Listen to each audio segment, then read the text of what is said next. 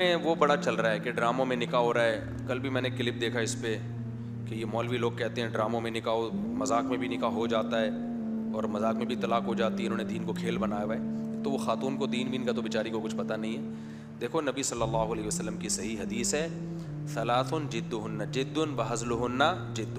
ایک منٹ میں ذرا بات کروں. تین چیزیں حقیقت میں بھی حقیقت اور مذاق میں بھی حقیقت. یہ شریعت نے اس لیے رکھا ہے, یعنی نکاح طلاق بھی ہے اسی میں, تاکہ کل لوگ اس سے پھرے نہیں. اب نکاح ہو گیا, کل میاں کہہ رہے ہیں میں نے تو مذاق میں قبولا تھا, میں نے تو مذاق میں قبولا تھا, طلاق دے دی, بعد میں بڑا میں تو مذاق کر رہا تھا. تو اسلام نے اس کا مدار کس پر رکھا ہے؟ الفاظ پر.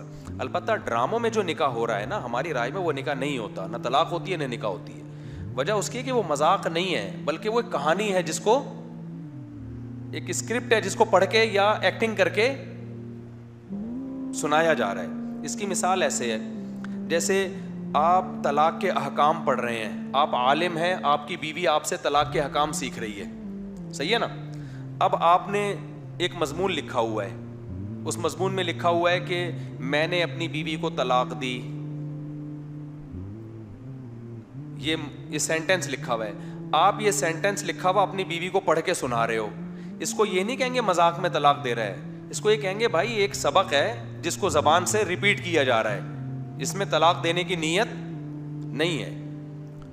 تو یہ حکایت کہتے ہیں اس کو, حکایت. ایک چیز کو نقل کیا جا رہا ہے, کہانی ہے پڑھ کے سنائی جا رہی ہے. اس سے طلاق واقع نہیں ہوتی.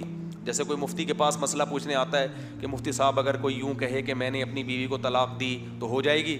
مفتی کہے ہو گئی ہے تیری بیوی کو, کیونکہ تو نے یہ کہا ہے کہ میں نے اپنی بیوی کو طلاق دی. تو وہ تھوڑی کہے گا کہ میں نے کہا ہے, وہ کہے میں تو پوچھ رہا ہوں.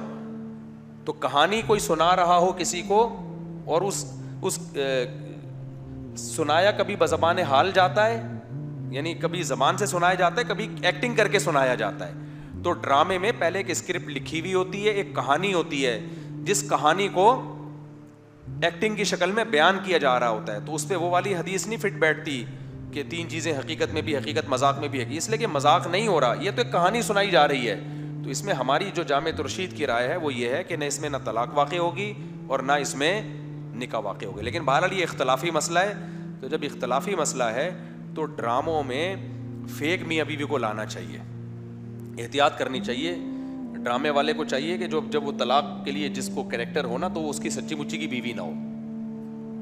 یعنی اگر وہ اپنی سچی مچی کی بیوی کو ڈرامے میں کہے گا تمہیں طلاق ہے طلاق ہے طلاق ہے, تو ہماری رائے تو یہ کہ نہیں ہوگی طلاق, کیونکہ یہ ایک کہانی ہے, اسٹوری ہے جس کو پڑھ کے سنایا جا رہا ہے. لیکن پھر بھی بہت سے علماء کہتے ہیں ہو جاتی ہے.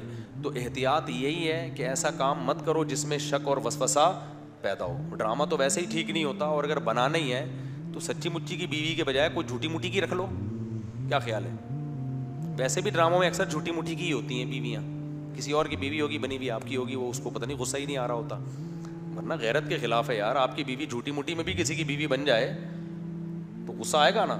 لیکن یہ فلم انڈسٹری اور ڈرامہ انڈسٹری اس کی پوری بنیادی غیرت لیس ہونے پر ہے. کسی کی بیوی کسی کو پکڑا دی, اس کی بیوی اس کو